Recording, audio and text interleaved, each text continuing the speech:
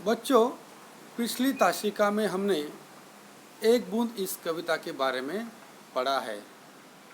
कवि अयोध्या सिंह उपाध्याय हरिऔध द्वारा लिखित एक बूंद इस कविता में हमने देखा था कि एक नन्ही बूंद अपना बादुला का घर छोड़कर धरती की तरफ बढ़ रही थी। तब वह अपने भविष्य के बारे में बहुत ही चिंतित थी। धरती पर जाकर मैं बचूंगी या फिर किसी धूल में गिरकर नष्ट हो जाऊंगी, या किसी अंगारे पर गिरकर जल जाऊंगी, या किसी कमल के फूल पर गिरूंगी। इस प्रकार वह अपने भविष्य के बारे में चिंतित थी।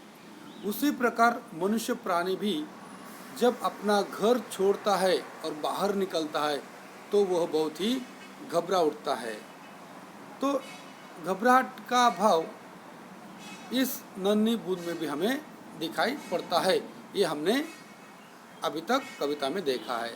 तो देखिए आगे कविवर क्या कहते हैं। बह गई उस काल एक ऐसी हवा, वह समुंदर और आई अनमनी।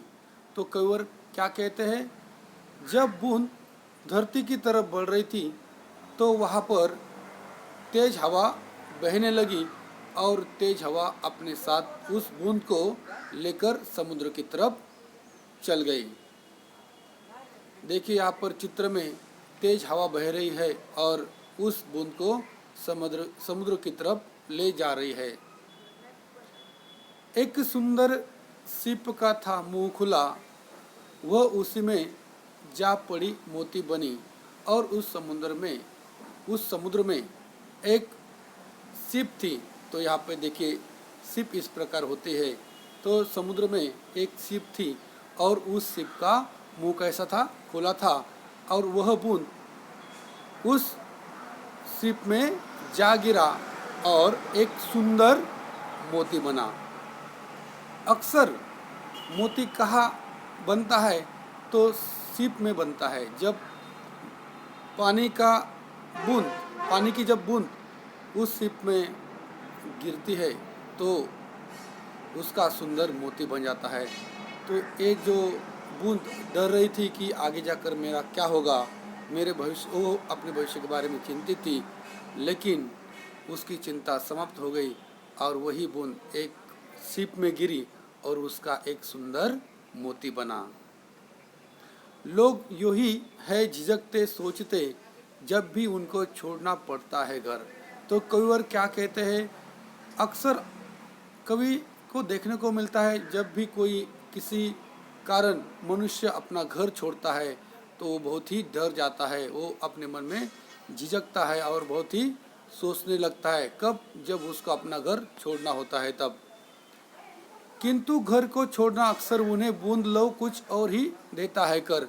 कविवर कहते हैं लेकिन जब आदमी अपना घर छोड़ता है तो वो आदमी आगे जाकर बहुत ही महान बनता है। जिस प्रकार बूंद डर रही थी और अंत में उस बूंद का एक सुंदर मोती बना, तो उसी प्रकार जब किसी कारण आदमी अपना घर छोड़ता है, शुरू में वो बहुत ही डर जाता है, लेकिन आगे जाकर घर छोड़ने के बाद आदमी किसी काम के कारण घर छोड़ता है या कोई कार्य करने के लिए घर छोड़ता है, शुरू में वो बहुत ही डर जाता है, लेकिन आगे जाके वो बहुत ही महान आदमी बन जाता है। जिस प्रकार बूंद आगे जाके एक सुंदर मोती बनी, उसी प्रकार आदमी भी बहुत अपने जीवन में महान बन जाता है घर छोड़ने के बाद। इस कविता में कविवर यही कहना चाहते हैं कि आप जब अपना घर छोड़ते हैं तो आप मन में डरिए मत, कोई चिंता मत कीजिए। आप जब आगे बढ़ेंगे, जीवन में कुछ तरक्की करनी है तो हमें भी अपना घर छोड़ना होगा, और जब हम घर छोड़ते हैं तो आगे जाके हम भी एक महान आदमी बन सकते हैं, व्यक्ति बन सकते हैं। इसलिए आप जब भी घर छोड़ते हैं तो आगे किसी भी प्रकार की भावना या चिंता मन में मत रखिए, आप आगे बहुत ही महान इंसान बनेंगे। यही सीख इस कविता द्वारा कवि ने हमें दी है।